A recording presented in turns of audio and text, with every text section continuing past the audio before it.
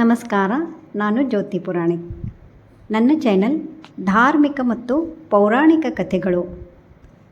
ನಾನು ನಿಮಗೆ ಇವತ್ತು ನರಸಿಂಹ ಜಯಂತಿಯ ಮಹತ್ವ ಮತ್ತು ನರಸಿಂಹದೇವರ ಪೌರಾಣಿಕ ಕಥೆ ಹೇಳುತ್ತೇನೆ. ನರಸಿಂಹ ಜಯಂತಿಯು ವೈಶಾಖ ಮಾಸದ ಶುಕ್ಲ ಪಕ್ಷದ ಚತುರ್ದಶಿ ತಿಥಿಯಲ್ಲಿ ಆಚರಿಸಲಾಗುತ್ತದೆ. ಇದು ಶ್ರೀ ವಿಷ್ಣುದೇವರ ಅವತಾರವಾದ ನರಸಿಂಹದೇವರ ಆರಾಧನೆಗಾಗಿ ಆಚರಿಸಲಾಗುತ್ತದೆ. ಈ ದಿನ ಮನೆಯಲ್ಲಿ ಮತ್ತು ದೇವಸ್ಥಾನಗಳಲ್ಲಿ ವಿಶೇಷ ಪೂಜೆಗಳನ್ನು ಮಾಡುತ್ತಾರೆ.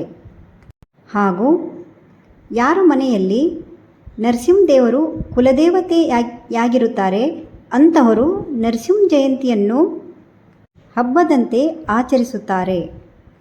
ಅಂದು ಬ್ರಾಹ್ಮಣರನ್ನು ಕರೆದು ವಿಶೇಷ ಪೂಜೆ ಮಾಡಿ ಊಟ ಮಾಡಿಸಿ ದಾನ ದಕ್ಷಿಣಾದಿಗಳನ್ನು ಕೊಟ್ಟು ತೃಪ್ತಿಪಡಿಸುತ್ತಾರೆ. ಹಾಗೂ ಕೆಲವು ಕಡೆ ರಥೋತ್ಸವ ಕೂಡ ಮಾಡಲಾಗುತ್ತದೆ. ಈ ನರಸಿಂಹ ಜಯಂತಿಯ ಒಂದು ಪೌರಾಣಿಕ ಕಥೆ ಕೇಳೋಣ. ಹಿರಣ್ಯಕಶಿಪು ಎಂಬ ಅಸುರ ರಾಜನಿದ್ದನು. ಅವನು ಬಲಶಾಲಿ ಮತ್ತು ಅಹಂಕಾರಿಯಾಗಿದ್ದನು. ಅವನಿಗೆ ಒಂದು ದೊಡ್ಡ ಬಯಕೆ, ನಾನು ದೇವರಾಗಬೇಕು, ಎಲ್ಲರೂ ನನ್ನನ್ನೇ ಪೂಜಿಸಬೇಕು. ಅದಕ್ಕಾಗಿ ಅವನು ತೀವ್ರ ತಪಸ್ಸು ಮಾಡಿ ಬ್ರಹ್ಮದೇವರನ್ನು ಒಲಿಸಿ ಅವರಿಂದ ವರವನ್ನು ಪಡೆಯುತ್ತಾನೆ. ಆ ವರದಲ್ಲಿ ಅವನು ಹೀಗೆ ಕೇಳಿಕೊಂಡನು, ತಾನು ಮಾನವನಿಂದಲೂ ಮತ್ತು ಪ್ರಾಣಿಯಿಂದಲೂ ಸಾಯಬಾರದು. ಹಗಲಲ್ಲಿ ರಾತ್ರಿಯಲ್ಲಿ ಹಾಗೂ ಮನೆಯೊಳಗಲ್ಲ ಹೊರಗಡೆ ಅಲ್ಲ, ದೇವರಿಂದ ಅಲ್ಲ ಮನುಷ್ಯರಿಂದಲ್ಲ ಹಾಗೂ ಯಾವುದೇ ಆಯುಧದಿಂದ ಸಾಯಬಾರದು. ಈ ವರವನ್ನು ಬ್ರಹ್ಮದೇವರಿಂದ ಪಡೆಯುತ್ತಾನೆ. ಈ ವರದಿಂದ ಅವನು ಬಹಳ ಅಹಂಕಾರಿಯಾಗಿ ಎಲ್ಲರನ್ನೂ ಕಿರುಕುಳ ನೀಡಲು ಪ್ರಾರಂಭಿಸುತ್ತಾನೆ. ಹಿರಣ್ಯಕಶಿಪುವಿಗೆ ಒಂದು ಮಗನಿದ್ದ. ಅವನ ಹೆಸರು ಪ್ರಹ್ಲಾದ್. ಅವನು ಬಾಲ್ಯದಿಂದಲೇ ವಿಷ್ಣು ಭಗವಂತನ ಮಹಾಭಕ್ತನಾಗಿದ್ದನು. ಆದರೆ ಹಿರಣ್ಯಕಶಿಪುವಿಗೆ ವಿಷ್ಣುವಿನ ಮೇಲೆ ದ್ವೇಷ. ತನ್ನ ಮಗನೇ ವಿಷ್ಣುವನ್ನು ಪೂಜಿಸುತ್ತಾನೆ ಎಂಬುದು ಅವನಿಗೆ ತಾಳಲಾರದ ವಿಷಯವಾಯಿತು. ಅವನು ಪ್ರಹ್ಲಾದನಿಗೆ ಹಲವು ಬಾರಿ ಹೇಳುತ್ತಾನೆ, ತನ್ನನ್ನೇ ದೇವರೆಂದು ಪೂಜಿಸು. ಆದರೆ ಪ್ರಹ್ಲಾದನು ಶಾಂತವಾಗಿ ಹೇಳುತ್ತಾನೆ, ನನ್ನ ದೇವರು ವಿಷ್ಣು, ನಾನು ಅವನನ್ನೇ ಪೂಜಿಸುತ್ತೇನೆ.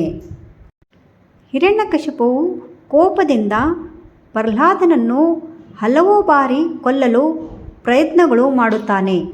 ಅವನಿಗೆ ಬೆಂಕಿಯಲ್ಲಿ ಹಾಕುತ್ತಾನೆ, ಪರ್ವತದಿಂದ ತಳ್ಳಿಸುತ್ತಾನೆ, ವಿಷ ಕೊಡುತ್ತಾನೆ. ಆದರೆ ಪ್ರತಿ ಬಾರಿ ವಿಷ್ಣು ದೇವರನ್ನು ತನ್ನ ಭಕ್ತನನ್ನು ಕಾಪಾಡಿದ್ದರು.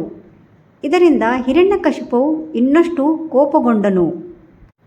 ಒಂದು ದಿನ ಹಿರಣ್ಯಕಶಿಪುವು ಪ್ರಹ್ಲಾದನನ್ನು ಕೇಳಿದನು, ನಿನ್ನ ವಿಷ್ಣು ಎಲ್ಲಿದ್ದಾನೆ? ಪ್ರಹ್ಲಾದನು ಉತ್ತರಿಸುತ್ತಾನೆ, ಅವನು ಎಲ್ಲೆಡೆ ಇದ್ದಾರೆ. ಅದನ್ನು ಕೇಳಿ ಹಿರಣ್ಯಕಶಿಪು ಈ ಅರಮನೆಯಲ್ಲಿಯೂ ಇದ್ದಾನೆ ಎಂದು ಹೇಳುತ್ತಾನೆ. ಒಂದು ಕಂಬವನ್ನು ತೋರಿಸಿ ಕೇಳಿದ್ದನು, ಈ ಕಂಬದಲ್ಲಿಯೂ ಕೂಡ ನಿನ್ನ ವಿಷ್ಣು ದೇವರು ಇದ್ದಾರೆ? ಪ್ರಹ್ಲಾದನು ಹೇಳಿದನು, ಹೌದು ಇದ್ದಾನೆ. ಅದಕ್ಕೆ ಕೋಪಗೊಂಡು ಹಿರಣ್ಯಕಶಿಪು ಆ ಕಂಬವನ್ನು ಒಡೆಯುತ್ತಾನೆ. ಅದೇ ಕ್ಷಣದಲ್ಲಿ ಆ ಕಂಬದಿಂದ ಭಯಾನಕ ರೂಪ ತಾಳಿ ನರಸಿಂಹ ಅವತಾರ ಪ್ರತ್ಯಕ್ಷನಾದನು. ನರಸಿಂಹನು ಅರ್ಧ ಮಾನವ ಅರ್ಧ ಸಿಂಹ ರೂಪದಲ್ಲಿದ್ದನು.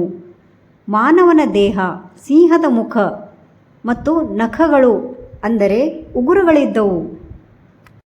ಈ ರೂಪವು ಹಿರಣ್ಯಕಶಿಪುವಿಗೆ ದೊರೆತ ವರವನ್ನು ಮುರಿಯಲು ಸೂಕ್ತವಾಗಿತ್ತು.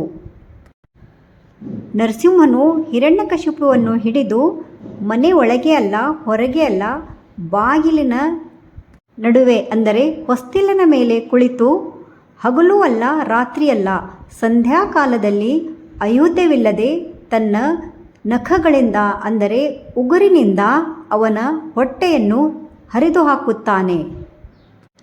ಅವನ ಕರುಳನ್ನು ತನ್ನ ಕೊರಳಿಗೆ ಹಾಕಿಕೊಳ್ಳುತ್ತಾನೆ.